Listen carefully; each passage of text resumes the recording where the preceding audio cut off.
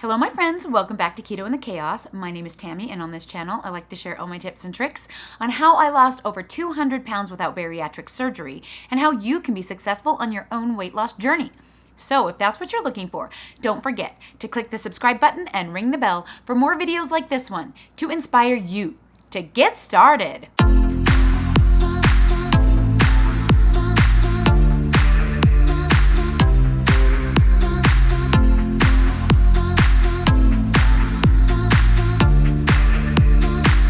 My top 3 tips.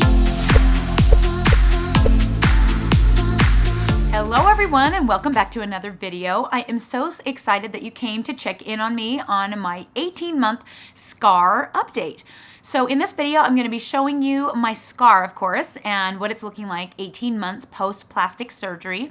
And then I'm going to be talking about what I did to make my scar look the way it does, to improve it over time, and what I am still dealing with post-surgery that you might want to be aware of if you're thinking about going into your own plastic surgery journey. So before I get started, in case this is your first time visiting my channel, I'm just going to give you a little bit of a background and update on me and how I got to this point. And of course, then I'll be showing you all the footage of my scar and what it's looking like today. Okay, so my weight loss journey began January 1st, 2017. This was not the first time I had lost weight, but it was the first time that I actually made a concerted effort to do so. The other times in my life that I had lost weight, it was purely by coincidence, not really by plan, and I didn't really have a plan for maintenance to keep it up. But this time when I went into it, I was pretty desperate. I was almost 400 pounds, about 374 was my top weight on January 1st, 2017. Granted, I think I was higher than that the year previous, but never weighed myself, so I do not know for sure. But the day that I started my weight loss journey, that's what I weighed. I was wearing probably a size 32 in most clothes. My bra size was like a K, maybe even bigger. My measurements around my hips were so big that I couldn't use a typical measuring tape. So my actual first measurement was an estimate based on wrapping the tape around, coming to here, and then measuring the area that I had left. And that's kind of where I started this journey, which is crazy to me now because that was only 6 years ago, but it feels like that wasn't even like me. I've been in this body so long now that that person feels like a completely foreign human, even though I was in that adult, overweight, over 300 pounds body for like 22 years. It's pretty crazy how things can change just based on not just your physical body, but like just, over time, your life situation and the things that you're doing. It's just so different from what I was doing before that I feel like I'm living a whole different life, which is super strange. If you're new here, you may not realize I lost the weight using a ketogenic, high protein, low calorie diet. Yes, I do say diet. It was definitely a diet. I ate 1,300 calories or less for about a year and a half before I took a break from that. I was able to have such a long period of weight loss because I was so obese. I didn't really get hungry because my body was burning its own fat right off my body. The ketogenic diet really helped to control my appetite, and it helped really control the water weight in my body, which was probably a big part of why it worked so well for me. And I was able to lose 138 pounds the very first year. I lost the first 100 in 8 months. So it was crazy fast weight loss. And a lot of people are like, well, if you hadn't lost weight so quickly, you would have less loose skin. And that may or may not be the case. But you think about someone who is almost 400 pounds, you think about emergent, right? Getting the weight off of you is emergent. It is much more important for you to get the weight off of you so that you can not die than worry about your loose skin over time. If you see my loose skin after 200-pound weight loss video, you can look at the comments. There are thousands of opinions on what I could have done better or what I should have done, woulda, coulda, shoulda. It doesn't really matter. It doesn't have any bearing on the situation because here we go. We can't change the past. Just like I can't change the past where I was obese for 22 years, I also can't change the way I lost the weight. I'm definitely not going back to 400 pounds so I can try and do it again. Let's not do that. No, we're not doing that.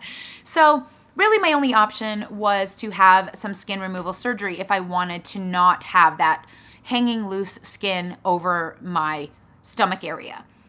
When I first started, I really thought my arms were bothering me the most, and I was really intending to get my arms done because I wasn't really doing anything but like walking around outside, and I wanted to wear short sleeve shirts. But over time, as I lost weight, I started doing dance, and the skin rolls really got in the way when I was trying to clog, and they're like smacking me, and it was really awkward. I was wearing like compression pants, but it would still do that, and it was extremely frustrating. It made stretching out really difficult because there was all that skin in the way, and it just got to be a real problem. And that's when I started researching how to go about getting skin removal surgery, and I decided that I would have my belly done first. Now, if you're just seeing this video for the very first time and you haven't watched all the other videos in the playlist and you want to see the whole thing start to finish, I do have a playlist that lists every single video, from what I did to set up my recovery space, what products I ended up using, what I didn't use, to the actual surgery day and how I recovered. I filmed all of that, and of course my scar updates over time. I haven't done a scar update in about 6 months, and so I decided it was time to kind of show you, because I actually have something new I want to talk about after I show you what the scar looks like that really helped me make some progress on making my scars go away. So I thought that would probably be why you're here, and so I thought I would add that to the video, and I wanted you to be aware that that's coming up after the footage. I ended up having to have a full lower body lift, a Fleur-de-lis, which is down the front of your stomach, basically a vertical line, and I had a line all the way around me. I also chose to have a thigh lift, and at the end of the video I will talk about whether or not I regret doing that much plastic surgery, if there's parts I wish I could go back and change, and the struggles that I'm dealing with post-surgery that maybe I wouldn't be dealing with if I'd chosen not to do it at all. So, that all being said, I'm going to go ahead and show you the footage of my actual scar, and then I'll come back and talk about how I'm feeling and what the situation is and what I'm doing now with regards to my plastic surgery journey. So let's get to the footage. Okay, so as I talked about before, I had the all the way around and all the way up the front surgery, and so I have quite a few scars that I have to deal with on the daily basis. So let me just get my shirt out of the way and I can show you a little bit better. So here you go. As you can see, I have the vertical line up the front of my belly. You can kind of see it, but for the most part, it is pretty much invisible. If I had like abs, you would probably think it was just my ab line, and probably a lot of people just do when they see it, if they see it. Okay, I'm gonna come up close to the camera so you can really see. That is the actual line, and you can see I have chevron-shaped stretch marks from where the doctor pulled me together kind of diagonally. The scar goes all the way up to between my breasts, and I do have this little lump up here at the top. That is just a little bit of loose skin. Pretty much everybody that has a Fleur-de-lis ends up with that. That's where they tie off the thread. And so down here, this is where the Fleur-de-lis meets the circumferential. Let me adjust my camera. Okay, so I'm going to show you. This is my right hip. So you can see where the circumferential goes all the way around. I'm going to show you where my drain holes are. At first, I really thought they would never go away. Here's one. Here's another, and you can see them. They are still there, but the scarring is so light, I really can barely see it. I would hardly ever notice it. I thought it would show way more than that. This is my actual T scar. I do have kind of a weird, wider area down here at the bottom, and it does kind of have this weird lip that kind of hangs over on the one side. It's not super straight. I could have gone back in for some kind of revision on this scar right here, but I just never really did. It doesn't bother me super badly, and it used to have a hard knot under it, but it doesn't anymore. Over here you can see my swelling. This is where I am struggling the most with still having swelling all the time. So this is me looking good. Like, this is the least swollen I ever am. I'm right now on a ketogenic diet, but you can see here I literally still have this pocket of fluid. I've had it from the beginning. Okay, let me show you my left hip. Left hip has always been a little bit better on the actual scar, but you can see different colors of skin, which is kind of strange, but you know, it is what it is. These are my drain holes, and you can see the scar goes higher on this side. That little thing there is not a scar. I don't know what that is, but yeah, anyway, so I am pretty happy with how my hip scarring is looking. So let me just show you from far away, and you can see that swelling so much when I suck in. that swelling down there is always there. Like, this is as good as it gets, guys. This is as good as it gets. Which, it's not always like this. It's usually worse. So, yeah. These are my hip bones here, and you can see my belly button's a little high. It's a little bit above my hip bones, but in all honesty, it's not too bad. And I like the shape of my actual curves over here, other than this swelling, you know, which nobody can see in clothes, but I can see it. So let me show you my belly button. I'm just come up here where you can see it. I really like my belly button. I do have this wide area that kind of healed a little brown underneath it, but it kind of just looks like a shadow most of the time. You can see my belly button really looks like a belly button. Like, I really love it. I think it's wonderful. My surgeon did an amazing job. From far away, you cannot even tell that it's a tummy tuck belly button. You just really can't. Okay, so I'm going to turn around and show you the back. The lift really did lift my booty, but I do not like, here's the scar, but I do not like this. So it pulled my booty line like up, and I really wish I could get rid of it because it shows in swim if I wear a lower swimsuit or whatever, and obviously it shows in my underwear. But you can see where the line is, it's not very visible as much anymore. It used to be really pink. It was really ropey through here. I can still kind of feel the ropey feeling, but in the most part, it has really improved over the last few months. It's looking pretty good. So that's my whole circumferential. I also had a thigh lift, so I'm gonna kind of show you that. Okay, so here is my left leg thigh lift scar. You can see it starts down here, goes all the way up to here. I can hardly tell where it starts, honestly. I have to, oh yeah, there. So it's from here to here. There it is. And honestly, you can't really see it anymore. It used to be really red. It's really fine. It looks fine. But as you can see, like, even though I had the lift, I still struggle with having these big saggy thighs. Like, it did not really help a lot with this part under here. I'm disappointed in that. My legs have swollen a lot post-surgery. I'll talk about that later, but you can see the loose skin here is gone, but I still struggle with these just big saggy thighs. I don't know if there's much they could have done. Maybe a certain kind of lipo and then even more tightening. You can see there's a lot of skin here still. I really don't know. Another thing that's really frustrating is my knees. You can see I'm really swollen through the bottom of my knees. And I was kind of like that before the surgery, but it is way worse since. So let me show you my right leg. My right leg scar is even a little bit lighter and harder to see. I don't have like the puckering at the bottom like I do on the left. It goes from here to here. And yeah, I have the same problem with the saggy skin, but honestly, it's the scar itself is really fine. It's just this saggy skin that's the problem, right? It's just, it's frustrating. Also, I got the knee issue on this side, and you can see that my left leg is dramatically bigger than my right. It was kind of like that pre-surgery, but now it is so much worse, and that is due to the swelling that I am struggling with that I will talk about later. But I do have swelling in my legs and abdomen post-surgery that I probably wouldn't have had otherwise. But for the most part, I think it's pretty good. Let me just adjust this and I'll show you all the way around. Okay, so here, front, side, back, side, and front. And honestly, like, I'm very happy. If you see my pre-surgery pictures and videos, you know that I look a lot better than I did before. So I'm very happy. So for now, with my skincare, this CeraVe is the #1 thing that I use. I don't really use the skincare stuff anymore like I used to use the silicone. I don't really use the bio oil anymore. I just put CeraVe on a couple of times a week, not even every day, just to keep it nice and moisturized, because with scars, it's the moisture that's the most important thing to prevent the really bad scarrings. But the #1 thing that I did that seems to have improved it in the last few months is actually dry brushing. So I bought this dry brush off Amazon. It's probably in my list for scar care down in the description. It has these little rubber nubs which help grab the skin, and it's supposed to be really good for moving fluid, which is why I started using it.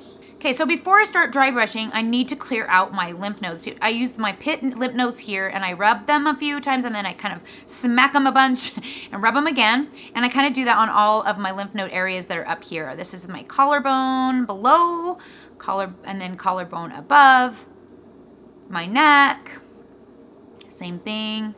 I just kind of clear them all out, kind of press the fluid down toward them, then I go up toward the armpit ones. But I use the dry brush first. I do the lymph nodes and then I do the dry brush first before I do anything else. And I just push little strokes towards my lymph nodes. So I start closer to my lymph nodes and move away. So I got all the way down my body. And then I started doing my belly. And when I started doing my belly, that's when I noticed that my scar was disappearing even more. So I was doing this for the swelling originally.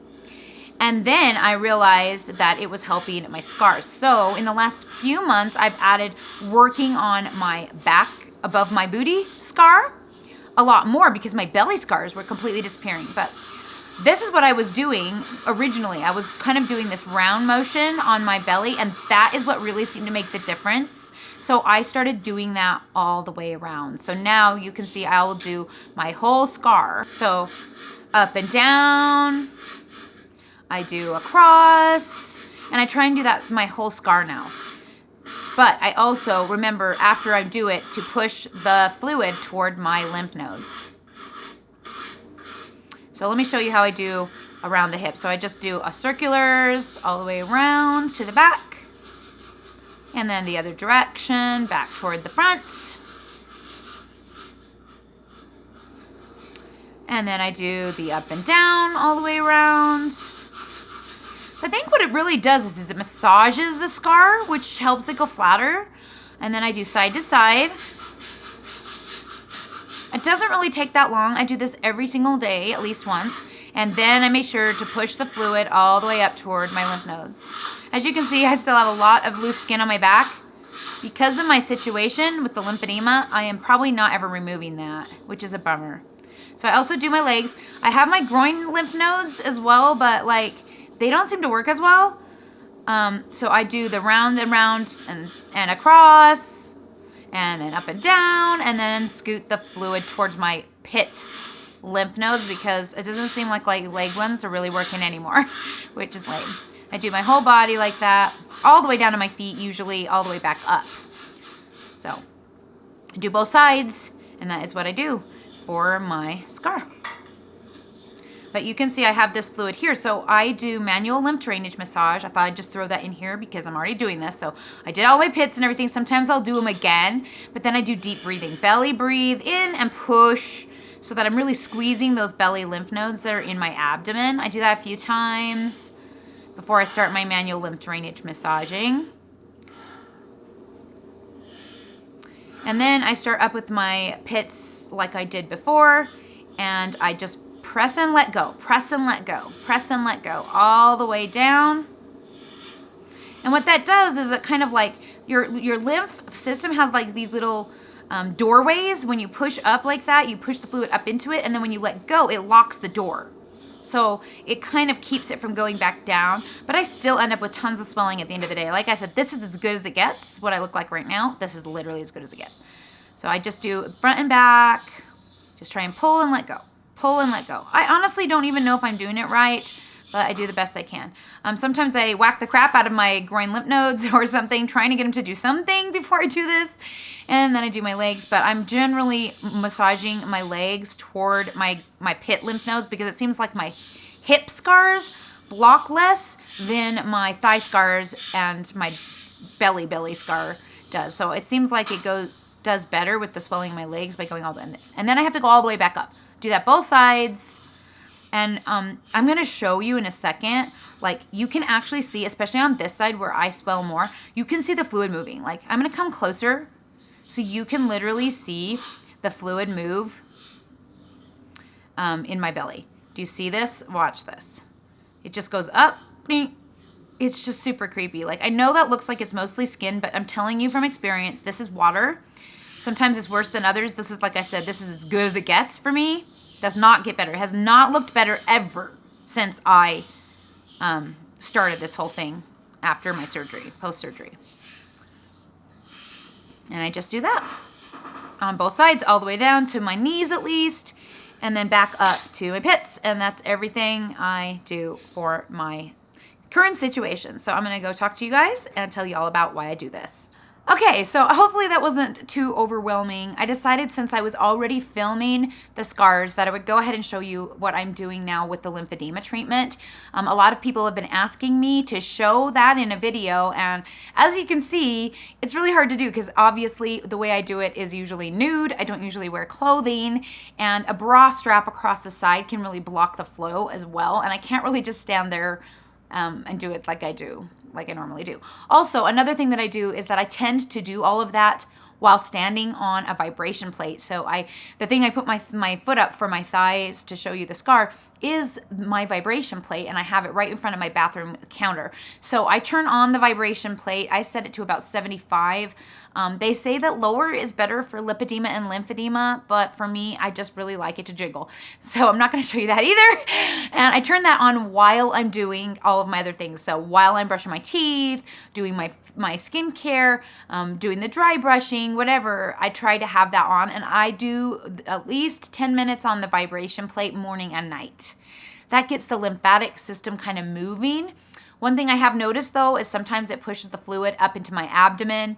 So I tend to, like, if I'm gonna do a video or something of my stomach like I do for my weight loss videos, I will take those videos before I get on the vibration plate because it will pump it out of my legs and then it sticks in my belly. I can't seem to get my lymphatic system to flow well. So first, right after my surgery, I've talked about this in other videos, I thought that I had just regular swelling, which I did, but I should have known something was not right when I gained 30 pounds in 5 days. That's not normal. I mean, it's normal to put on like 10 or 15 and then drop it really quickly from what I've seen on like the Facebook boards that I'm on. But for me, the gaining of the 30 pounds should have been a big indicator that I was not going to heal the same way as other people. I do not know if I have lymphatic system issues that existed pre-surgery. I think I do, based on the fact that I would always put on so much water weight at hormonal changes with ovulation and my period. When I had babies or was breastfeeding, I was gaining weight very quickly. Like everybody else would lose weight, and me, I would gain 50 pounds, no matter what I did. Now, granted, I wasn't eating the best, and I was way overeating calories, so obviously I was putting on body fat as well. But the fact that I swelled up so badly, especially if I was in the hospital and had to have any kind of IV, should have been a big indicator to me that I was going to struggle.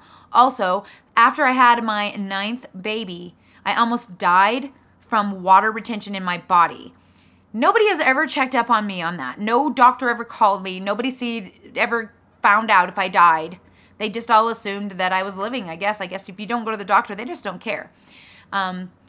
So I lived that whole year after my last baby was born, basically just full of water, not knowing how to get rid of it. They never put me on a diuretic except for in the hospital, and I'm glad, because it turns out that for lymphedema and lipedema, I probably had pre-surgery and lymphedema post-surgery. Putting you on a water pill is the worst thing you can do for that. So it's a good thing that I didn't end up in that situation. I was just blessed to find keto, which apparently a ketogenic diet is the best thing to do for both lipedema and lymphedema because it really helps the lymphatic system move the fluid. I don't know why. I don't know. There's no science. I haven't been able to find any science on anybody that studied it. But from personal experience, I will tell you, I literally have been 2 weeks on keto when filming this video. And I am now back to looking as tight as I ever looked post-surgery in 2 weeks. 2 weeks ago, I was the Stay Puft Marshmallow Man. Everywhere in my abdomen was puffy. And that is just how I am facing life now. It seems like if I choose to eat anything, even gluten-free breads and things like that, pastas, rice, potatoes, oatmeal, I've tried it all, plus sugar. Sugar is the worst. If I eat any of those things, I swell up so much worse than if I'm eating ketogenic diet. I don't think I'm going to stay keto forever. Maybe I'll just deal with the pudge. It is kind of painful. It does collect around my scar, and it hurts a little bit. But in clothes, it doesn't look that bad. But the reason why is because I have post-surgical lymphedema that appears to be permanent, which I've talked about in other videos, but I was diagnosed in the summer by a lymphedema physical therapist that I had lymphedema because of the scarring. And my scars look as good as you can get a scar to look. She claims it's from the scarring blocking my lymphatic pathways. Personally, I think it was the scarring made it worse, but I already had an issue. I had to already have issues. My lymph nodes must not work as well as other people's because I've always had swelling problems, right? So this is not new, but it's just a new way it's collecting. And because I've lost so much weight and I had the skin removal, you can really see it. And it's more annoying than it was and more painful because it collects around the scar, especially in the back across my booty. It's sore. It gets really sore, like almost like a sore muscle. But other than that, it's not like terrible. And if I want to eat some sugar, it's worth it. For this video, of course, I want it to be as thin as possible so that you could really see the scar and all that. But it was nice that you could really still see that even at my thinnest, you can see that big bar of swelling that literally never goes away. I've never been able to get rid of that piece of the swelling. So, go figure.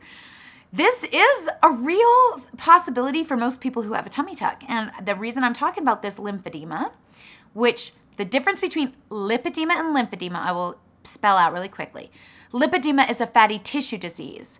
A lot of times people with lipedema will have a very tiny top and very big legs, and no matter how they exercise and diet, the fat on their legs just won't go away. I do have some of that in the fronts of my thighs, and also my arms. Fat that will not move, right? It's there forever. I am very blessed to be like at stage 1. I mean, with my arms being involved, it might be further stage based on who talks, but it's never caused me pain, and it is definitely annoying that I can't ever have like super tight legs without having a special kind of liposuction. But it doesn't bother me nearly as much as the lymphedema does, which is crazy because I had the lipedema my whole life and I didn't like being fat and getting fat easily and retaining water and all these things that were like clue. I know a lot of you, my subscribers, Kate Collins, #1, has been thinking it for a long time and has kept it to herself, and I appreciate that. It's kind of nice to come to your own conclusions sometimes, and yeah, I didn't know that I was dealing with lipedema this whole time. So it's a fatty tissue disorder. Once your lipedema grows in your body, you cannot remove it unless you have a special kind of liposuction that's only available in certain places and extremely expensive. So probably won't be having that anytime soon. Lymphedema is a problem with your lymphatic system drainage, and often doctors don't even know the difference. Most people don't know the difference. People will hear you say lipedema and they think you're saying lymphedema, and it's a completely different thing. Lymphedema has to do with your lymphatic system drainage. Either you've got lymph node issues where it's not draining well. Sometimes post surgery, people will have one arm that gets bigger than the other, and I have one leg that is bigger than the other. Granted, my left leg is shorter than my right, and it may just be the way it's distributed, but I swell more in my left than I do my right too. So I do have more lymphedema in my left leg, which is strange. So what happened to me was that because I had all the skin removal, I removed a lot of my lymphatic pathways that had been working, right? Because they were all in my skin. And I also blocked the ones that are left with scars. And for most humans, that will resolve by 1 year post-op.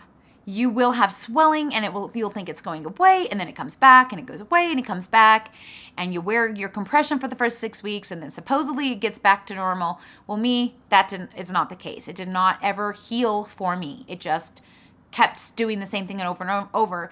And when I really got scared is when I went home from California from our Disney trip. I did fine on the Disney trip, but on the way home, that elevation, I had less pressure on my legs and they swelled up and my stomach swelled up and I literally looked like I was going to explode. I sent a photo to my surgeon and he was horrified. I was 10 months post-op at that point. So I should have known it was coming, that probably this was going to be a lifelong issue that I'm going to have to deal with. So at 10 months post-op, I started researching, discovered that I needed to wear compression all the time, which is super disappointing because part of the reason I wanted the tummy tuck was so I wouldn't have to wear compression pants all the time, and then my skin could just be normal. But now I wear compression so that it doesn't swell up and get gigantic. I wear it every single day. The compression pants I wear on the daily basis are just Old Navy Power Press in a size smaller than I am. So I'm a size large, so I wear a size medium Old Navy Power Press leggings every single day under my jeans, underneath my pants. I also have some special compression stockings I got on Amazon. I think those are in my post-surgery list something like that. If not, there's tons of them on Amazon. The thing I don't like about those is that they are graduated compressions, so the compression's tighter at the ankle where I don't really need it, and looser at the belly, so it pushes all the fluid up into my belly, so by the end of the day, my belly is just huge, which is, you know, I need all over compression because I'm dealing with lymphedema in my stomach as well as the lipedema and lymphedema in my legs, and I don't really need it at the ankles. So I'm like the weirdest case. They don't even make compression that like works for me. So I find the all over legging because it gets looser at my ankle because my ankle is not wide, is the perfect solution for me personally. But you can, if you're struggling with this, you're just going to have to hit or miss, decide what you want. I mean, Old Navy is cheap. Cheap is important to me, especially because they don't last very long. They get stretched out, and I got to buy new. In fact, I'm about ready to need to buy new. I've noticed they're not as squeezy as they need to be. It should be difficult to put them on, but when they get on, they should stay where they're put and feel comfortable. And that's how I make the judgment of whether or not they're getting too loose, or whether or not I'm getting too small and need a smaller size, etc., etc. When I first started, I could only do a large. Now I'm in a medium. Maybe sometime I'll be in the small. I don't know. So that's where I am. So I do the vibration plate. I wear a compression. I do the manual lymph drainage massage, the dry brushing, which, by the way, the dry brushing has done nothing for my skin. In fact, I feel like it's made my thigh skin worse because it looks even more papery. People kept telling me to do dry brushing for my loose skin, and I do not see it benefiting my loose skin at all. Granted, I've only been doing it since 10 months post-op, so that's what, 8 months? That's a long time to be doing something every single day and have not see any loose skin improvements. I've seen, in fact, if anything, it looks worse. So I don't buy that with the loose skin. I can see the idea, but for me, I did the dry brushing just purely for the lymphatic system, and just it did help the scar because of the massaging. Because they do say massage the scar. Well, this is a super easy way to massage the scar. You don't need oil, you don't need lotion. Do it on dry skin, take a shower, then massage your lotion in, and it's like, I'm telling you, can't be coincidence. Though there's no studies and there's no anecdotal evidence, because apparently I'm the only person to have ever discovered this. It's my own discovery. Dry brushing helps your scars. It's probably not my own discovery, but I haven't heard it anywhere else, and I haven't seen it on the Facebook boards, so people are like mind blown, right, when I talk about it. I can't think of anything else, so I'm guessing that's the whole entirety of this video. I hope that I helped. I hope I didn't scare you too bad. Even though my legs are swollen and my stomach gets swollen and I'm dealing with all of this, like, kind of pain and not being able to eat regular food and everything post-surgery, I gotta say, having the stomach gone is awesome. Having my muscles sewn back together so they actually work, it's awesome. It's worth it. It's absolutely worth it. If I were to say the number one thing I regret doing, it's probably the thigh lift. I didn't really want to do it.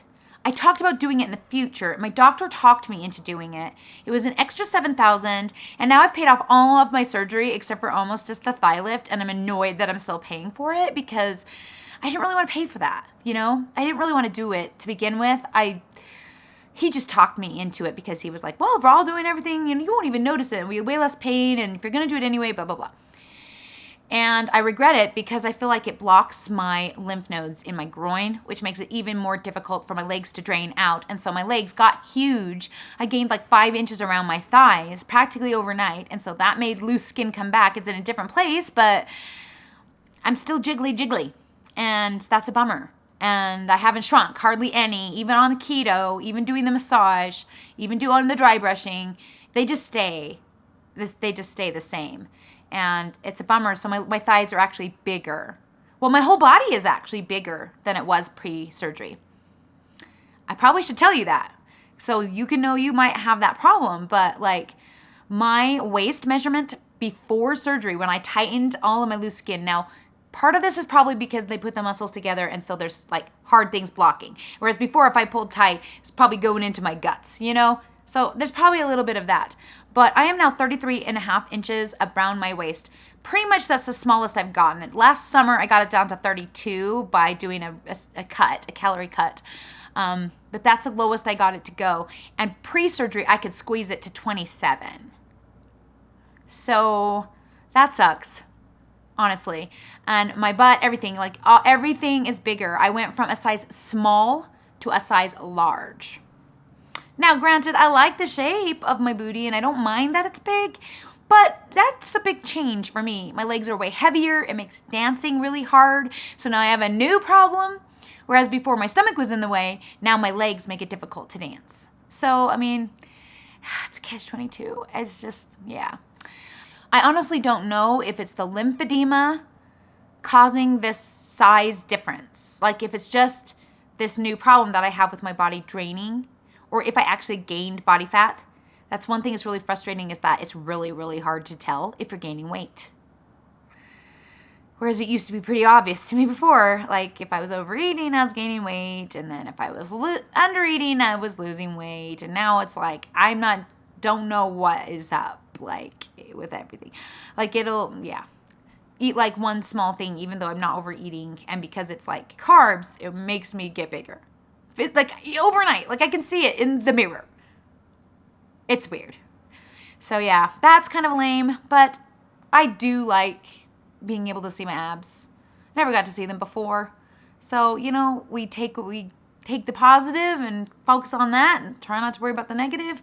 I do my daily take care of me stuff. I'm to the age where I can do that now. I'm 48, so I can spend time taking care of myself. My kids are kind of, they can be on their own for time. I don't need to like always be with them constantly. So that helps a lot. And yeah, so there you go. My 18-month scar update. Maybe I'll see you guys back in 6 months and see how things are going, see if there's any updates to give, and if so, I will make a new video then. Alrighty guys, thanks so much for hanging out with me today. We'll talk to you all again soon.